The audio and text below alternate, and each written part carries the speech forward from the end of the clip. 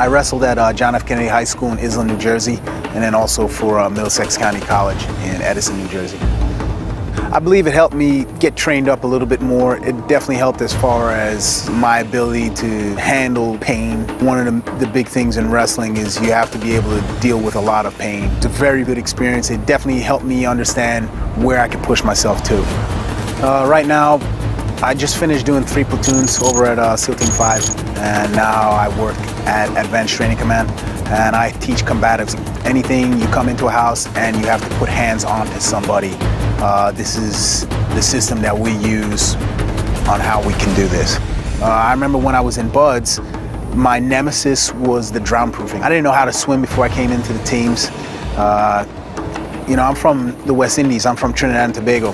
And in Trinidad, everyone goes to the beach, but it's not really to go swimming. You go to the beach just to go hang out, you know, hang out with family, eat food. For about 2.5 years, I had to learn how to swim well enough where I can pass the screen test. So learning how to become comfortable and relaxed, that was a major challenge for me when I was in BUD/S. I explicitly remember a couple times wanting to quit. I learned a lot about myself during all my training in BUD/S. A whole lot. A lot of people, for them, when they think about BUD/S, they think about Hell Week. And Hell Week is not the only part of BUD/S. There's a lot of evolutions where you are gonna be in a lot of pain. You are gonna be tired. You're gonna be driven to a point where you've never been before. The stuff that you've already done in wrestling practice is gonna be very similar to the types of pain that you will be experiencing here. It's not that much different. 90% of the guys that I know that were wrestlers made it through the program, and a lot of that was just their ability to be able to deal with the pain. The guys that have been the wrestlers, when you come to the evolutions, like log PT, carrying the boats overhead, those should be not necessarily easy exercises, but you've already been there in a place like that before. So it shouldn't be anything where, okay, I can't do this. There's nothing here at BUD/S that somebody who's a wrestler who has that type of pain experience won't be able to deal with. Doing this program and making it through this training has taught me that there's nothing that I can't do. There's nothing that I can't accomplish. This is a very exclusive opportunity. Don't let your fear of the water or something like that dissuade you from trying to come to this program. This is an amazing community to be in. I have no regrets about doing what I've done. I'm very, very happy that I'm a Navy SEAL right now. This is a life achievement for me. I'm AJ James and I'm a U.S. Navy SEAL.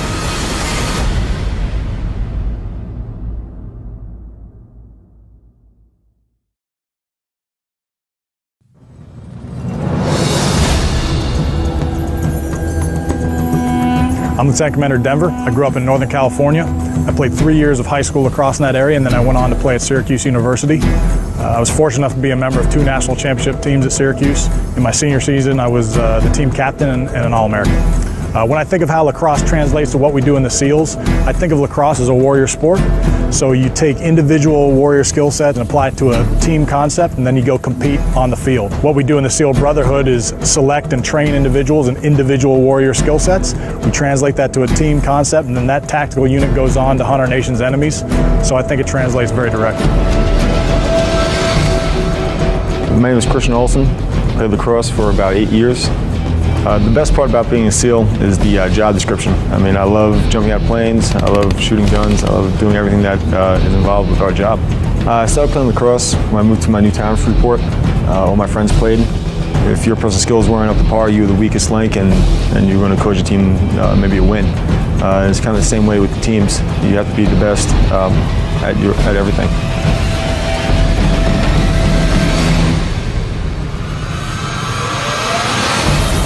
My name's Dave Dauphiné. I play lacrosse at Boston College, and I've been in the SEALs for about 5 years. Lacrosse is a great preparation for being in the teams, and it's also just a tough sport. It's physically hard, and it challenges you to have some mental toughness in order to make it through as well. To somebody coming into the teams who's played lacrosse, I would say that a lot of the ways that you're challenged as a lacrosse player and on a lacrosse team have exact parallels here in the teams, both in training and then beyond in SEAL teams and in platoon life. Again, you talk about about that individual performance and then also putting that together for a team performance, there's really no better way to describe how a SEAL platoon operates. The things that I enjoy the most, without question, it's the team dynamic.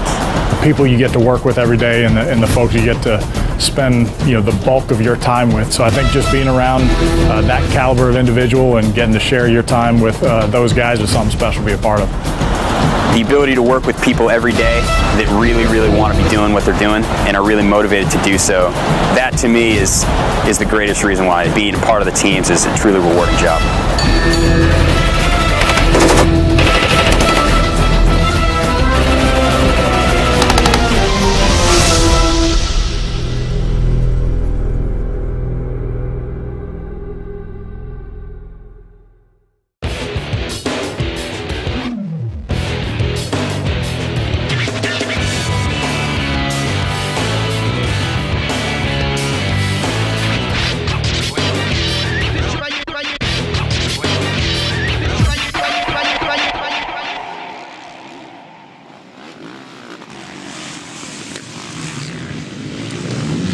Grew up riding motorcycles at a really young age. It's exhilarating, it's intensity, it's the funnest thing that I've ever done growing up as a kid.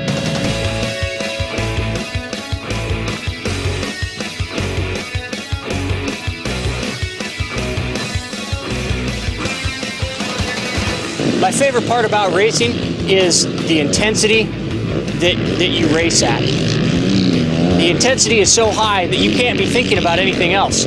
So whatever problems you're having or whatever distractions you have all go away when you're racing a motorcycle.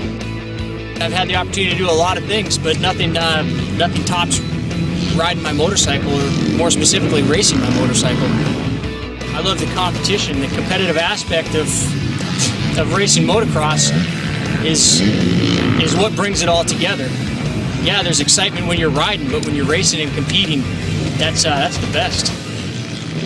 The only thing that's going through your head when you're on that gate is trying to be as cool and as comfortable as you can. You don't know how that start's going to go, and that's the most dangerous part of that race, because if you fall down, especially if you're in front of that pack going into that first corner, if you fall down, you're going to be run over by a whole bunch of people. You're going to get jacked up, and it's going to affect the outcome of the race significantly.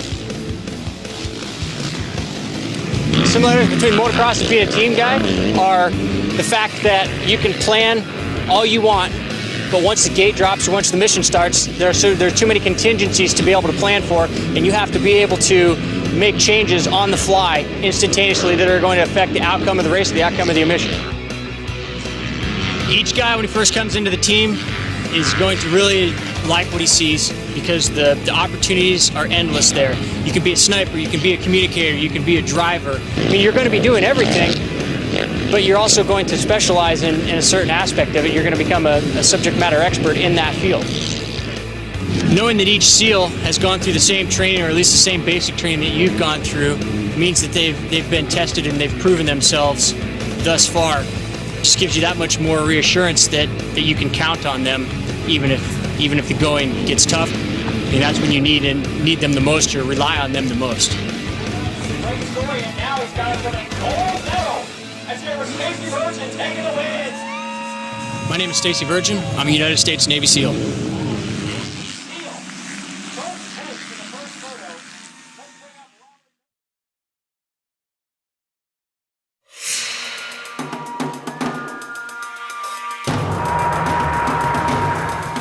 My name is Justin Gabriel, born and raised in San Diego, California. I've been in the Navy for 17 years. I got into swimming because I felt that swimming would be a challenge, and I thought I could be competitive. In high school, I competed in both breaststroke, 100 and 200 meter distances, 500 meter freestyle, and the 200 IM.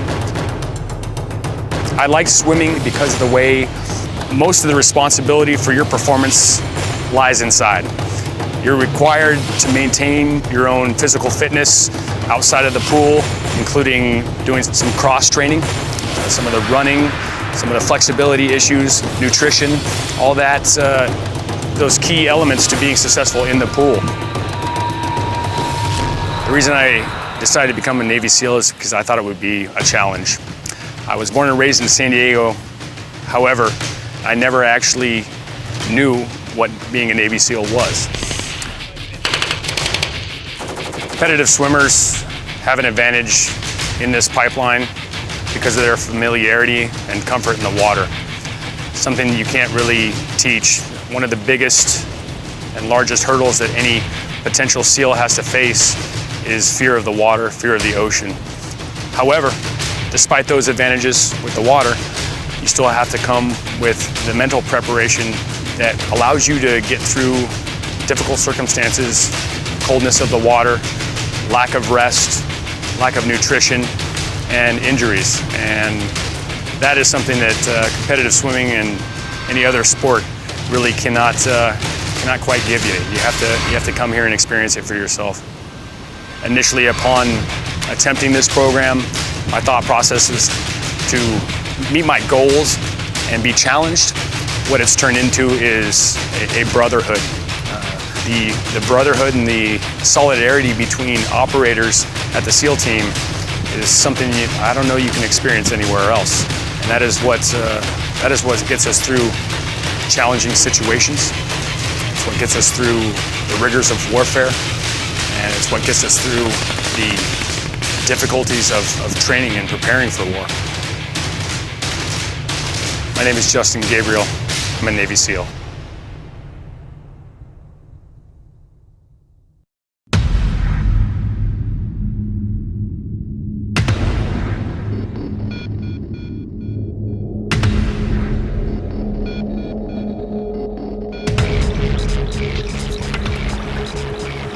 I'm Nathan Hatfield from Imperial Beach, California, and I'm a U.S. Navy SEAL.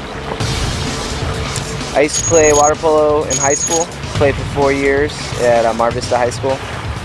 When I played water polo, I was a forward. I also played defensive pole, and I always thought that was funny because I was always the shortest guy on the team. I was just real scrappy.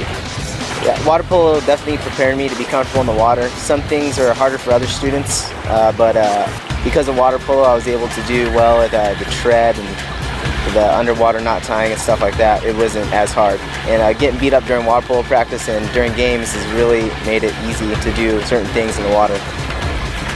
Ocean swims, ocean passage, rock portage, anything in the water that seems uncomfortable at the time is pretty easy because I had the water polo background. And plus the teamwork is exactly the same, even more so in the SEAL teams because you trust that guy with your life. Right now I'm a SEAL instructor at SQT. I teach land warfare. SQT is the advanced training portion of the BUDS pipeline.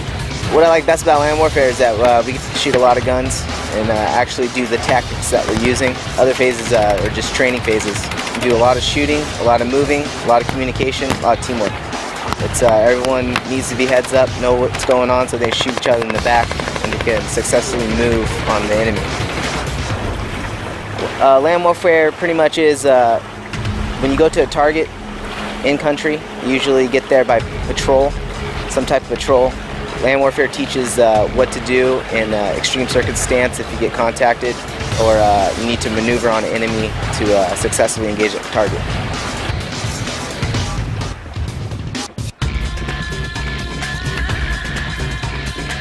When you're over in country, you're really defending the guys that are there.